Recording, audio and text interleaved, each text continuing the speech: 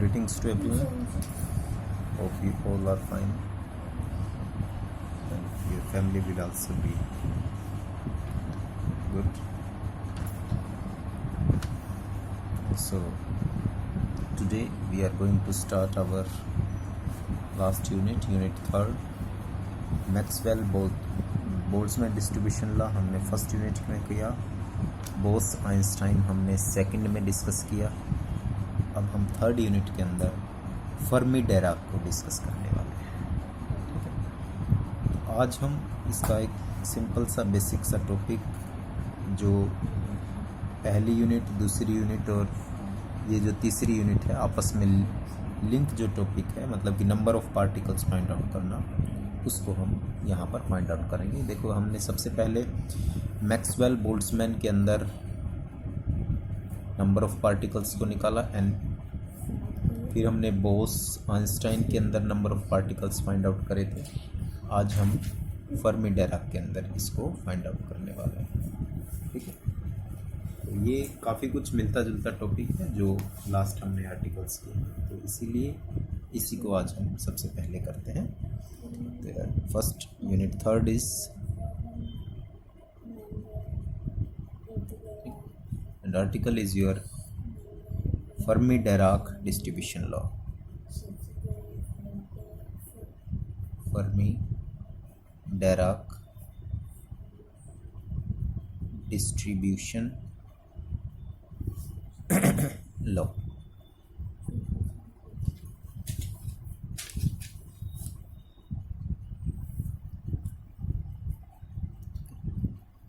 तो इसमें भी वही सारी चीज़ें जो अजम्पशंस थी होनी चाहिए फर्मी डेराक की, उनको एप्लीकेबल करते हैं। फर्मियंस इसके अंदर पार्टिकल्स रहेंगे, यानी जो पाउली एक्सक्लूसिव प्रिंसिपल को ओबे करते हैं। ठीक है, FD statistics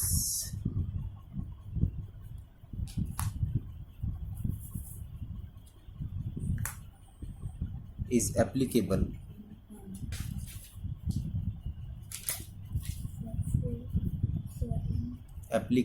to the indistinguishable particle,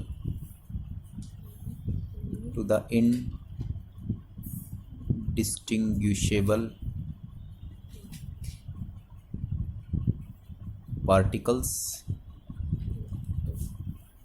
which obey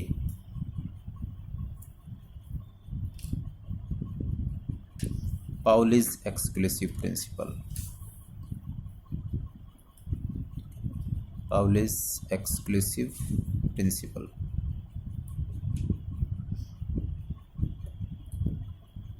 यानी कि एक शेल में दो नहीं आ सकते, एक में एक ही आ सकता है, नॉट मोर देन। ठीक है, दूसरी चीज़ क्या थी, इनकी स्पिन कैसी होनी चाहिए, जैसी बोस आइंस्टाइन की स्पिन थी, यानी कहने का मतलब have half integral spin. These particles have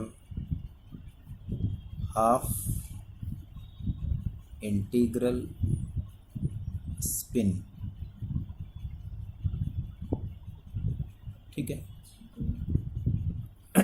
और एंगुलर मोमेंटम की टर्म्स में अगर हम बात करें, these particles have half integral spin, angular momentum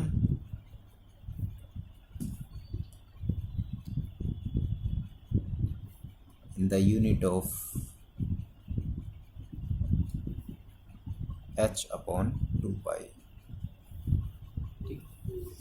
indistinguishable particle होंगे इसमें भी, principle exclusive, Pauli's exclusive principle को ओबे करेंगे और इनकी हाफ इंटीग्रल स्पिन रहेगी in unit of h upon 2 pi. ठीक है, और क्योंकि पाउली एक्सक्लूसिव प्रिंसिपल को ओबे करते हैं तो एक सेल के अंदर एक पार्टिकल ऑक्यूपाई होगा। ठीक है, ये ध्यान रखना है कि पाउली एक्सक्लूसिव प्रिंसिपल कहता है कि not more than one can occupy one cell, एक से ज़्यादा नहीं होगा तो एक सेल के अंदर एक ही पार्टिकल एप्लीकेबल होगा। So let us consider an isolated system. Isolated मतलब बाहर से इसका कोई लिंक नहीं है, बाहर से पार्टिकल नहीं आ सकते, ना ही जा सकते हैं, ऑफ n fermions, ठीक है, n पार्टिकल्स हैं, n fermions हैं, obeying FD statistics, ठीक है, having volume with a volume, किस वॉल्यूम में है V, और टेम्परेचर है उसका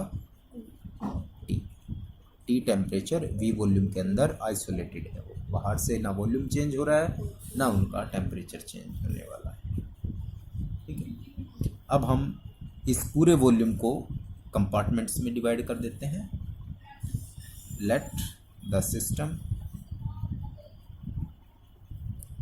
डिवाइडेड इनटू K कंपार्टमेंट्स, ठीक है, such that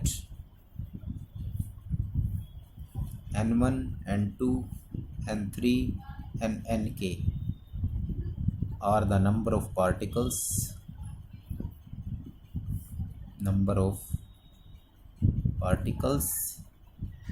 with mean energy U1, U2 and up to UK, ठीक है, इन कंपार्टमेंट्स 1, 2, 3 और K के अंदर, यानी कि K कंपार्टमेंट्स में हमने सिस्टम को डिवाइड करा, उसके अंदर particles N1, N2, N2 up to Nk हैं, उनकी एनर्जी इतनी है, और कंपार्टमेंट्स क्या थे हमारे 2K तक थे, ठीक है। लेकिन जब हम उसको कंपार्टमेंट में डिवाइड करते हैं तो उसके बाद उसके अंदर सेल्स होनी चाहिए। Let each compartment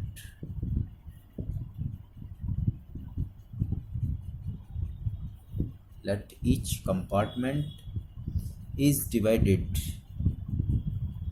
divided into elementary shells, और हर सेल का साइज कितना है h³, ठीक है, ये चीज हम पहले भी पढ़ चुके हैं। इससे छोटा इसका साइज नहीं हो सकता, क्योंकि हम फर्मी डेराक यानी कि क्वांटम स्टैटिस्टिक्स को ओबे कर रहे हैं। G1, G2 up to Gk be the number of shells in compartments 1, 2 up to K, ठीक है। इतने शेल्स हैं इस कंपार्टमेंट के अंदर, तो नंबर ऑफ पार्टिकल्स हमें मिल गए, उनकी एनर्जी मिल गई, और नंबर ऑफ शेल्स मिल गए K कंपार्टमेंट्स के अंदर, ठीक है। और क्योंकि principle exclusive, Pauli's exclusive principle को ओबे कर रहे हैं ये, तो या तो कंपार्टमेंट खाली हो सकते हैं, शेल्स खाली हो सकते हैं, या फिर एक पार्टिकल एक में आ सकता है, ठीक है। As each shell contain either one, या तो एक आ सकता है और 0 या 0 आ सकते हैं, एक से ज़्यादा नहीं आएंगे, ये ध्यान रखना है, ठीक है। Particles due to Pauli's exclusive principle, इस प्रिंसिपल के अकॉर्डिंग या तो 1 आएगा या फिर खाली रह जाएगा वो पार्ट सेल्स, ठीक है। और जब ऐसा होगा कि एक पार्टिकल एक ही शेल में आ सकता है, तो इसका मतलब नंबर ऑफ शेल्स बहुत ज़्यादा हो सकते हैं, क्योंकि कोई सेल ऐसा भी होगा जो खाली रह सकता है। देयरफॉर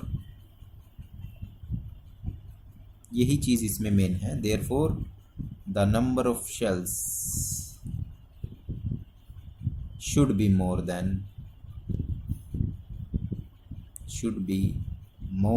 देन और equal to number of particles in each compartment। ठीक है, ये चीज़ आप लोगों को शायद क्लियर हो भी गई होगी, क्योंकि एक पार्टिकल एक शेल के अंदर आ सकता है। ठीक है, तो मान लिया हमारे पास, समझने के लिए देखो, ये एक कंपार्टमेंट है, कोई भी कंपार्टमेंट, इसके अंदर नंबर ऑफ शेल्स में हमने इसको डिवाइड कर दिया है, मान लिया 6 है। तो या तो इसमें 6 पार्टिकल आ सकते हैं या 6 से लेस देन पार्टिकल आ सकते हैं, इससे ज़्यादा नहीं आ सकते इसके अंदर। ठीक है, तो हम ये कह रहे थे कि नंबर ऑफ पार्टिकल्स जो हैं वो हमेशा, ठीक है, या तो शेल्स के बराबर होंगे या शेल्स से लेस होंगे। Number of shells can be greater और इक्वल। ठीक है, ये चीज़ इसमें ध्यान रखने वाली बात है। तो पिछले हमने बोस आइंस्टाइन और मैक्सवेल बोल्ट्जमैन को किया, तो उनमें ये सिचुएशन थोड़ी सी चेंज थी। यहाँ पर पाउली एक्सक्लूसिव प्रिंसिपल की वजह से शेल्स की अमाउंट ज़्यादा हो सकती है, पार्टिकल्स कम रहेंगे। वहाँ पर तो क्या था कि एक शेल में एक से ज़्यादा पार्टिकल एंटर कर सकते हैं, 2 आ सकते हैं, 3 आ सकते हैं, 4 आ सकते हैं, इसीलिए वहाँ सेल्स कम हो सकते थे, नंबर ऑफ पार्टिकल्स ज़्यादा। लेकिन यहाँ पर एक में एक ही आ सकता है, तो इट में भी पॉसिबल या तो वो बराबर हो या एक आध सेल खाली रह जाए, तो सेल की अमाउंट ज़्यादा रहेगी। ठीक है, ये चीज़ बस समझने की थी इसमें। तो अभी तक का कंक्लूजन ये, नंबर ऑफ पार्टिकल्स, एनर्जी इतने शेल्स के अंदर, फिर हमने उसको शेल्स में डिवाइड कर दिया, और शेल्स हमेशा जो है वो पार्टिकल से ज़्यादा होंगे, क्योंकि इसमें या तो 1 आएगा या वो खाली रह सकता है। चलिए, अब इसको डेराइव करके इसका फॉर्मूला निकालते हैं कि नंबर ऑफ पार्टिकल्स कितने हो सकते हैं इसके अंदर। ठीक है, let GI is greater than NI, number of shells ज़्यादा हो गए, such that GI shells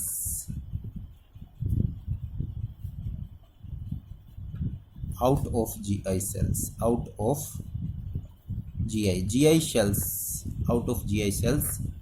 NI are filled,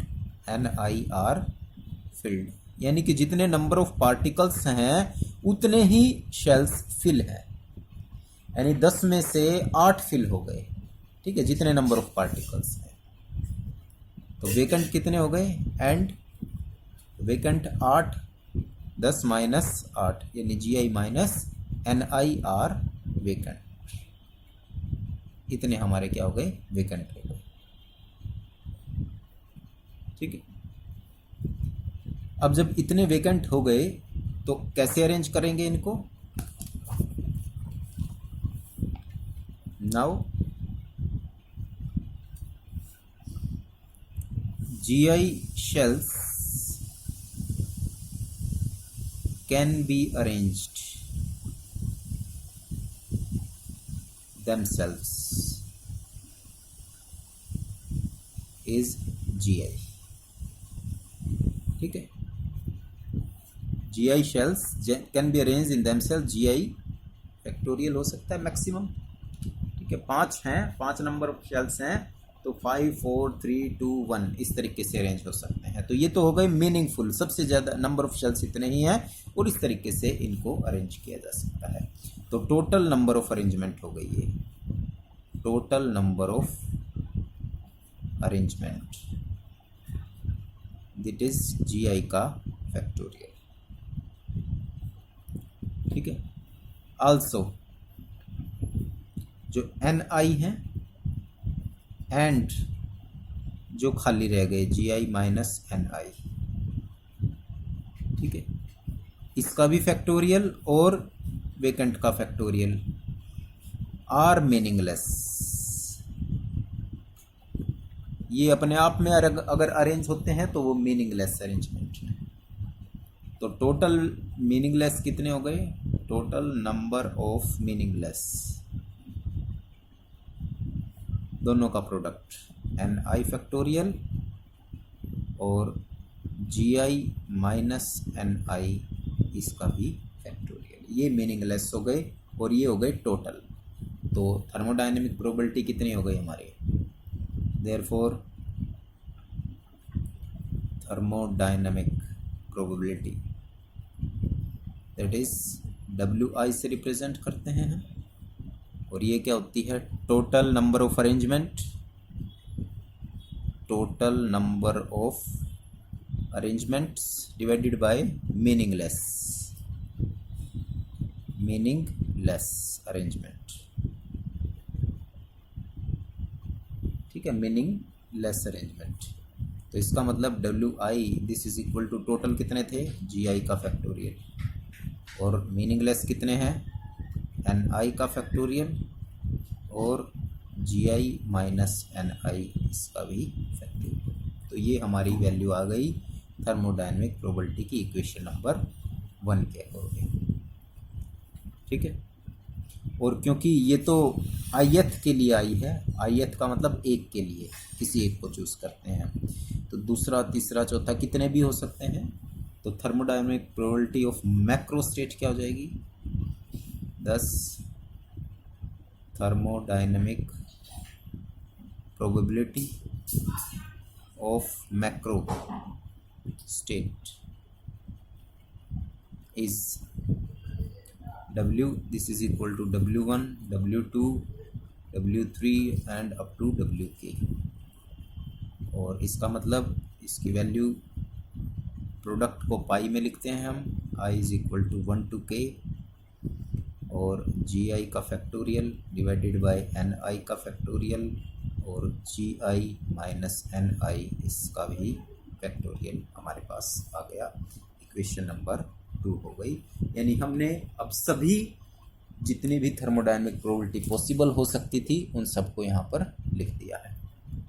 वही चीज़ जो अब तक करते आए हैं, टेकिंग लॉगरिथम, क्योंकि बहुत सारी वैल्यूज़ हैं तो लार्ज नंबर ऑफ लेने के लिए हम लॉगरिथम लेते हैं। Taking logarithm on both side, ln w, this is equal to product summation में बदल जाएगा, i is equal to 1 to k ln G I का फैक्टोरियल, और जो नीचे वैल्यू है वो माइनस में और जो नीचे प्रोडक्ट है वो प्लस में, लेकिन ऊपर जा करके फिर वो चेंज हो जाएगा।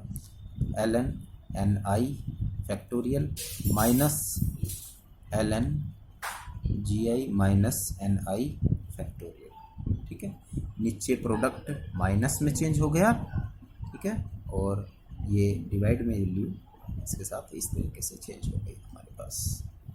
अब Stirling formula, using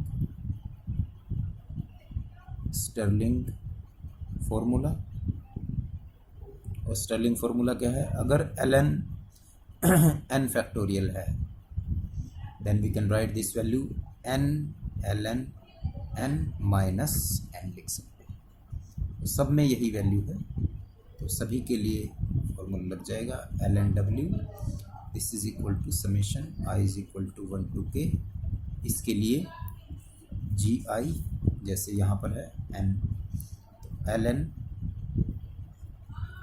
G I minus जी आई। ठीक है, फर्स्ट वैल्यू के लिए हमने स्टर्लिंग लगा दिया माइनस। ठीक है, ये चीज़ ध्यान रखना, यहाँ माइनस है आगे, तो जो माइनस की वैल्यू होगी यहाँ पर उसके लिए प्लस आ जाएगा बस। ठीक है, क्योंकि आगे माइनस लगा है। तो यहाँ पर क्या आ गया? एन आई ln एन आई प्लस एन आई आ गया। यहाँ भी माइनस है तो minus ji I minus N I ln G I minus N I और plus ji I minus N आई आ जाएगा। ठीक है, अब ये देखिए, ये तो है एन आई प्लस का और ये एन आई किस चीज़ का है, माइनस का, so we can cancel out this. ये जी आई प्लस का है और ये जी आई किस चीज़ का है, माइनस का, तो ये भी क्या हो गई, कैंसिल। तो L N W this is equal to summation I is equal to 1 to k G I L N G I minus N I L N I minus ये value G I minus N I और L N G I minus N I. ठीक है, equation number आपकी बन गई ये 3। अब logarithm लेने के बाद हम क्या करते हैं, डिफरेंशिएशन करते हैं। ठीक है, तो इसका डिफरेंशिएशन कर लेते हैं। अब differentiating equation 3 taking number of shells are constant, G I की वैल्यू फिक्स है। ठीक है, और जब नंबर ऑफ शेल्स फिक्स हैं तो इसका हम डिफरेंशिएशन करेंगे यहाँ पर। तो differentiation D of L N W this is equal to summation I is equal to 1 to k बाहर ले लिया। ये टर्म ख़त्म हो गई क्योंकि सभी में दोनों तरफ जी आई है और ये हमने कांस्टेंट लिए हैं। This is 0 minus product rule लगाते हैं। ठीक है, minus first term as it is, इसका 1/ni इंटू में डी एन आई। ठीक है, ये बाहर माइनस का साइन है, ये ध्यान रखना है। तो प्लस एन आई का डिफरेंशिएशन, ठीक है, क्या हो जाएगा, और सॉरी माइनस आएगा यहाँ पर क्योंकि माइनस का साइन है ना। First term as it is, इसका डिफरेंशिएशन कर दिया हमने। ठीक है, अब इसको कांस्टेंट मानना है और इसका क्या करना है, डिफरेंशिएशन। तो minus D N I L N N I as it is. ठीक है, ऐसे ही माइनस, अब ये टर्म है हमारे पास। ठीक है, यहाँ पर सिर्फ जी आई होता तो हम उसको कांस्टेंट मान करके चल रहे हैं, लेकिन यहाँ पर क्या है, कांस्टेंट वैल्यू एन आई के साथ भी है हमारे पास, जी आई के साथ एन आई। ठीक है, तो पहले तो हम डिफरेंशिएशन करते हैं इसका, इस टर्म का। तो जी आई तो 0 हो गया, माइनस एन आई का क्या हो जाएगा, ठीक है, माइनस एन आई प्लस डी एन आई आ गया। ये टर्म एज इट इज़ आ गई सेकंड, यानी कि L N G I minus N I. ठीक है, इसका डिफरेंशिएशन हुआ है ये। ठीक है, माइनस टर्म थी तो माइनस माइनस क्या आ गया, प्लस, ये टर्म एज इट इज़। अब यहाँ भी क्या है, माइनस की टर्म, तो माइनस लगा लिया। ये टर्म एज इट इज़, यानी जी आई माइनस एन आई, इसका डिफरेंशिएशन करो तो 1 जी आई माइनस एन आई, और माइनस एन आई का क्या होगा, ठीक है, माइनस के डी एन आई। मेरे ख्याल से ये चीज़ आपको समझ में आ गई होगी। इससे ये कैंसिल हो गया, एन आई से एन आई कैंसिल हो गया, एक टर्म ये बची माइनस डी एन आई के साथ। ठीक है, और यहाँ माइनस और माइनस प्लस डी एन आई, तो ये और ये आपस में क्या हो गए, कैंसिल हो गए पूरी तरीके से। यहाँ पर बची ये माइनस की टर्म और ये प्लस की टर्म। तो प्लस की टर्म को हम पहले लिख लेते हैं, बाद में माइनस की टर्म को लिख लेंगे।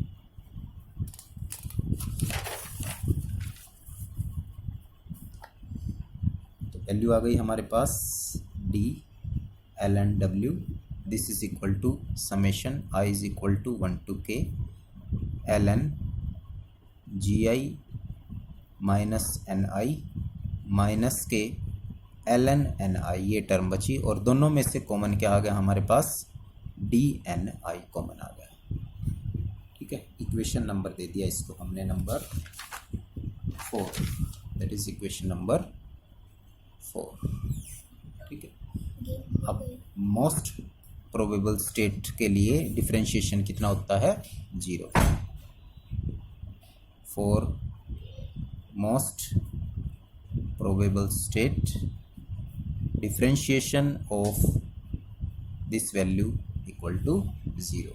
तो ये टर्म 0 के बराबर आ गया, यानी summation is equal to 1 to k ln gi minus ni minus ln ni और dni, this is equal to 0 आ गया हमारे पास।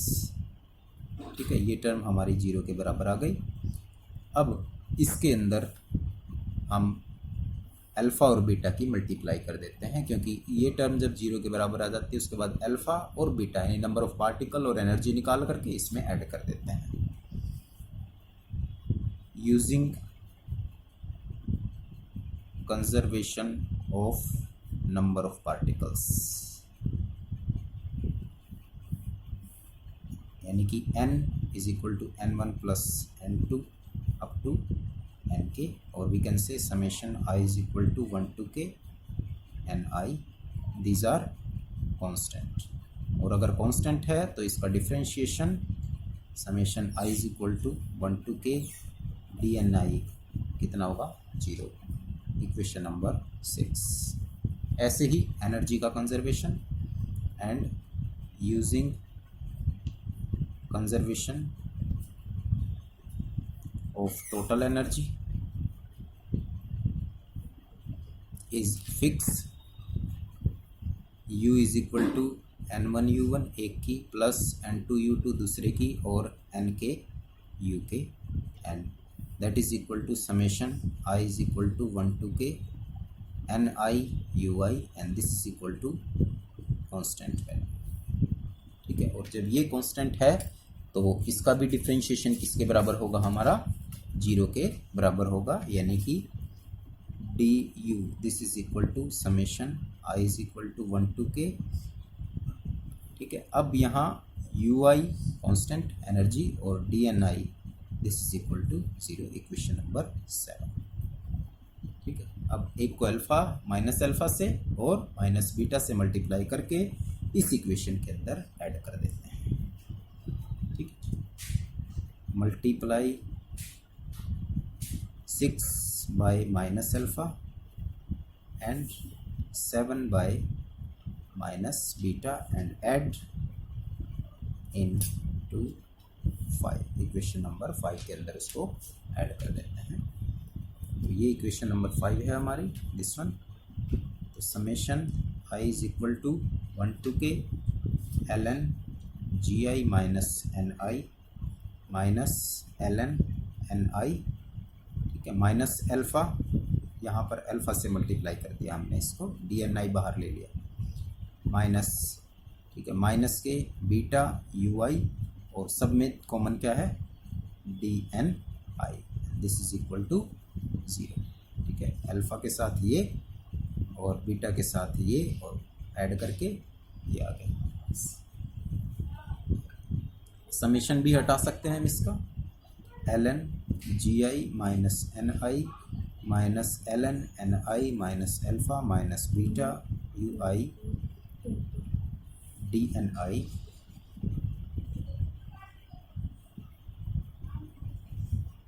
This is equal to 0।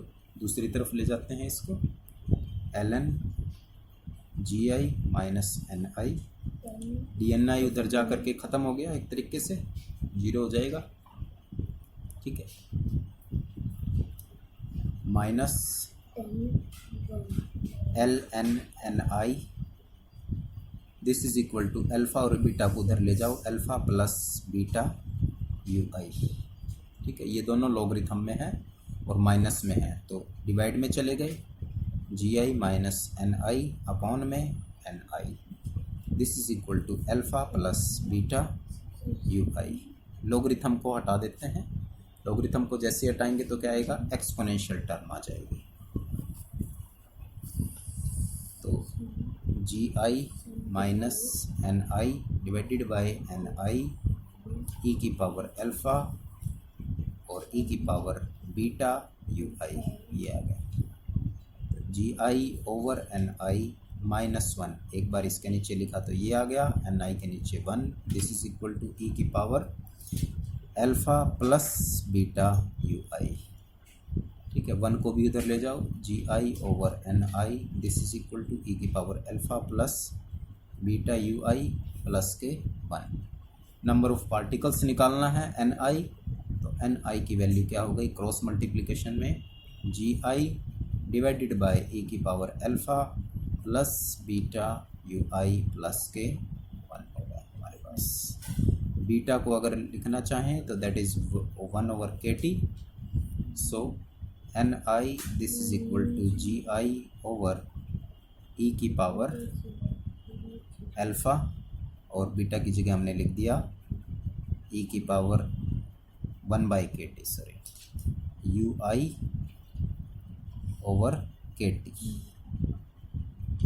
और प्लस के 1। ठीक है, तो these are the number of particles. Equation number 7 थी शायद, ये हो जाएंगे। अगर इसको एनर्जी की टर्म्स में लिखना हो, then the number of particles per unit energy